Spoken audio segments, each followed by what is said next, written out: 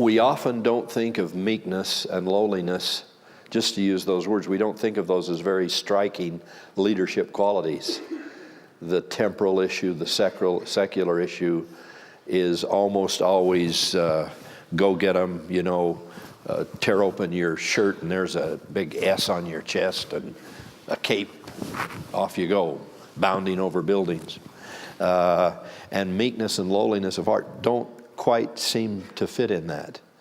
But I'll tell you why I think that's a quality that we have to seek for and to pursue. And I do pay tribute to Pat as the best example of it of anybody I know, and who loves it and talks about the doctrine regularly. It's because I think, at least in any leadership that we're discussing, leadership in these departments and leadership in the church, leadership in the gospel, the only hope we've got is heavenly hope. We're not good enough. We're not smart enough. None of us have enough talent. You can't go to enough schools. You can't go to enough seminars. I don't know how many posters HR can put up in the elevators. And it still isn't going to do it. It will help. It will contribute. It clearly makes the workplace so very much better. But in our work, in what we really call leadership, we need to tap into the divine. We need help. That's all I can say. We need help. There's not a thing that I'm called on to do in this quorum, in this calling that I have. There's not one thing that I do that I feel like I'm equal to.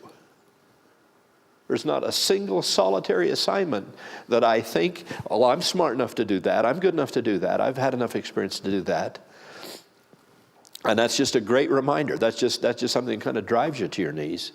But that's why I think meekness and lowliness of heart has to count in the gospel.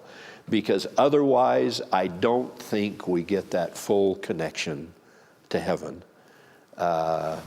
Section 43 talks about being endowed with power. And that's what it takes to succeed in this church. That's what it takes to succeed in the gospel. And I don't know how to do that except to be meek and lowly of heart and say, I cannot do this alone. I cannot make it on my own. And at that point, I think the Lord says, okay, that's a good recognition because it's true, and you can't. And then the magic starts. Then the power comes. Now, I don't know. I don't know whether anybody working for Oracle or for any Fortune 500 company, I don't know whether they tell you to be very meek and lowly of heart or not. That might seem foreign out there, but it's not foreign for us. And it's a realization of our inadequacy. And if we don't think we're inadequate, we got a problem. God will provide ways to remind you that you're inadequate.